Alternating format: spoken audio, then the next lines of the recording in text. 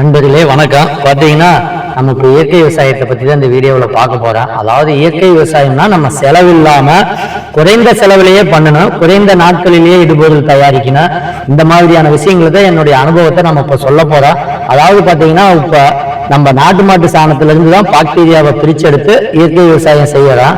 அந்த ஒவ்வொரு தடவை நம்மளால சாணத்தை போய் தேடிட்டு வந்து எடுக்க முடியல. அதனால அதில் உள்ள பாக்டீரியாவை பிரிச்செடுத்து இப்ப நம்ம பண்றோம். உதாரணத்துக்கு பார்த்தீங்கன்னா நம்ம சாணத்தை போட்டு நம்ம ஜீவாமிர்தம் பஞ்சகாவியம் எல்லாம் முன்ன பண்ணிக்கிட்டு இருந்தோம். அப்படி பண்ணும்போது என்னன்னு பார்த்தீங்கன்னா நம்ம ட்ரிப்பில் அடிச்சது கிடைக்க மாட்டேங்குது, ரொம்ப தூரம் போய் எடுத்துக்கிட்டு வந்தா. இப்போ அதனால அந்த சாணத்தை தண்ணியில கரைச்சுட்டு ஒரு பாசி வரும், அந்த பாசியை எடுத்து சர்க்கரையை போட்டு மல்டிப்ளை பண்ணி இப்போ நம்ம தாய்த்தரமா வச்சிருக்கோம். இந்த 1 லிட்டர் இருந்துச்சுன்னா போது 200 லிட்டர் தாய்த்தரம் தயாரிச்சிடலாம். இதை நம்ம காட்டுக்கு கொடுக்கறதுனால என்ன நன்மைன்னு பார்த்தீங்கன்னா, நம்ம காட்டுல மண்புழு அதிகரிக்கும், நுண்ணுயிரி பெருகு, மண்ணு பொதுன்னு ஆகும். மண்ணில் உள்ள சத்து, காற்றில் உள்ள சத்து, சூரிய ஒளியில் உள்ள சத்து, எல்லா சத்தையும் அந்த செடிகளுக்கு இந்த நுண்ணுயிரிகள் தான் எடுத்து கொடுக்கும். உதாரணத்துக்கு பார்த்தீங்கன்னா நம்மளுடைய பல்லு இருந்துனாத்தான் நம்ம அனைத்தையும் சாப்பிட முடியும், இல்லை அப்படின்னா நீராகாரமாக தான் சாப்பிட முடியும். அதற்காகத்தான் இந்த நுண்ணுயிரியை நம்ம காட்டுல உற்பத்தி பண்றோம். ஏன்னா நம்ம கொடுக்க வேண்டியது மண்ணுக்கு. இப்ப இதை வச்சே நம்ம அனைத்து விதமான இடுபொருளும் தயாரிச்சுக்கலாம். ஒன்னொன்னா பார்ப்போம். உதாரணத்துக்கு இப்ப நம்ம கெமிக்கல் போடுறோம் அப்படின்னா, கெமிக்கல் போட பாத்தீங்கன்னா ரிசல்ட் வருது, ஆனா கடைசியாக குறையுது. என்னன்னு பாத்தீங்கன்னா அந்த மண்ணில் உள்ள சத்து இருக்கிற வரைக்கும் தான் அந்த கெமிக்கல் வேலை செய்யுது. அந்த மண்ணுல சத்து இல்லை அப்படின்னா மண்ணு அந்த ரிசல்ட் வராது. அதனால கெமிக்கல்லாம் நமக்கு ரிசல்ட் கொடுக்கறது இல்ல. நம்ம ஒரு மனசுல ஒரு எண்ணம், இந்த கெமிக்கல் போட்டா நமக்கு ரிசல்ட் வரும் அப்படின்னு நினைக்கிறோம். ஆனா அது கிடையாது. ஏன்னா என்னுடைய அனுபவத்தில் நம்ம பார்த்துட்டோம்.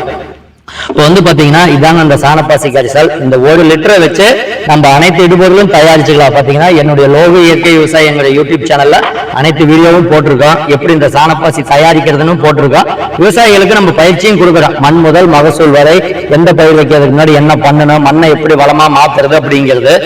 இப்ப இது 200 லிட்டர் பேர்ல இப்ப நம்ம தண்ணி எடுத்துக்கிட்டா இதை வெயில்ல தான் வைக்கணும். இப்ப வெயில்ல வைக்கிறதுனால மட்டும்தான் நமக்கு அந்த சூரிய ஒளியில இருக்கக்கூடிய சக்தி நமக்கு நேரடியா கிடைக்கிறதுனால ரிசல்ட் நல்லா இருக்கு. ஃபர்ஸ்ட் சர்க்கரையை போட்டுப்போம். சர்க்கரை 200 லிட்டர் பேரலுக்கு 2 கிலோ கொட்டு. இந்த 2 கிலோ சர்க்கரையை கொட்டிட்டு நல்லா கலக்கி விடுங்க. கலக்கி விட்டுட்டு அடுத்தது இந்த கலக்கி விடுவோம். நல்லா பேரல் தெரியுற மாதிரி எடுத்துக்க, அப்படியே போட்டோ எடுத்துக்க. நல்லா கலக்கிட்டு நல்லா கலக்கிடும். இப்போ கொண்டு வந்து காட்டு கலங்குறது பாருங்க. இந்த அளவுக்கு நல்லா கலங்கணும். சர்க்கரை கலங்கிடுச்சு அப்படின்னாவே தண்ணியில சர்க்கரை தண்ணி வந்தது அதற்கான உணவு. சைட்ல அப்படி வீடியோ போட்டோம். பாத்தீங்கன்னா இதுதான் நம்ம சாணப்பாசி கரிசல். நம்ம விவசாயிகளே தயாரிச்சுக்கலாம். இதுக்கு முன்னாடி பாத்தீங்கன்னா ஒவ்வொரு டைமும் நம்ம பாக்டீரியா விலை கொடுத்து தான் வாங்கினோம். ஆனா இப்ப பாத்தீங்கன்னா விலை கொடுத்து வாங்க தேவையில்லை, விவசாயிகளே தயாரிச்சுக்கலாம். ஏன்னா நம்ம விவசாயிகள் அப்படிங்கிறீங்க உற்பத்தியாளர். விவசாயிகள்னாலதான் உலகமே இயங்கிக்கிட்டு இருக்கு. ஒவ்வொரு இடுபொருளும் நம்மளே தயாரிச்சுக்கணும். தயாரிக்கிறதுனாலதான் நமக்கு லாபமும் கிடைக்கும், ரிசல்ட்டும் கிடைக்கும். ஏன்னா நம்மளுடைய மூலதனம் என்னன்னு பாத்தீங்கன்னா உழைப்பு தான் நம்மளுடைய முதலீடு. அப்படிங்கிற ஒரு பொருள் விலை விற்கல, இல்ல ஏதாவது ஒரு சூழ்நிலையால பயிர் பாதிக்கப்பட்டுருச்சு அப்படின்னாலும் நஷ்டம் வராது. ஏன்னா நம்ம உழைப்பை முதலீடா போட்டிருக்கோம். அதே எல்லா பொருளும் இயற்கையா இருந்தாலும் வெளியில காசு கொடுத்து வாங்கி நம்ம பண்ணும்போது பாத்தீங்கன்னா நமக்கு இடுபொருளுடைய செலவு அதிகமாயிருக்கு. தயாரிக்கக்கூடிய செலவோட வருமானம் அதிகமாகிறதுனால வருமானத்துல குறையும். இப்ப பாத்தீங்கன்னா உதாரணத்துக்கு நம்ம இடுபொருள் இதுலயே எல்லாமே தயாரிச்சுக்கிறோம். பாத்தீங்கன்னா இப்ப 200 லிட்டர் தயாராயிரும். ஒரு வாரம் வெயில்ல தான் வைக்கணும். காலை மாலை கலக்கி விடணும். மழை வந்தா மூடிக்கலாம், இல்லைன்னா மூடவே தேவையில்லை. வெயில் இருந்த வரைக்கும் சீக்கிரமா வளரு. இது தயாரான பிறகு 200 லிட்டர்ல 190 லிட்டர் 195 லிட்டர் காட்டுக்கு நம்ம ட்ரிப் வழியாவோ வாய்க்கால் பாசனத்து வழியாவோ தண்ணியில கலந்துதான் கொடுக்கணும். எல்லா விவசாயிகள் கேட்கறது அப்படியே கொடுக்கலாமான்னு தண்ணியில கலந்து கொடுத்த வரைக்கும் தான் ரிசல்ட். நம்ம தண்ணியில கொடுத்துட்டு ஒரு 5 லிட்டர் மிச்சம் வச்சுக்கிட்டு மீண்டும் 2 கிலோ சர்க்கரையை போட்டு கலக்கிட்டோம்னா மறுபடியும் ஒரு வாரத்துக்கு 10 நாளையில தயாராயிரும். தயாரான பிறகு மறுபடியும் கொடுத்துடலாம். இதுல ஒரு 10 லிட்டர் எடுத்து மீனமிலம் தயாரிச்சுக்கலாம். அதாவது முன்னத்த மீனமிலம் பாத்தீங்கன்னா 40 to 50 நாள் ஆகும். இது 10 to 15 நாளிலேயே தயாராயிரு. 4ல் 1 பங்கு நாட்டு சர்க்கரை இருந்துனாவே போது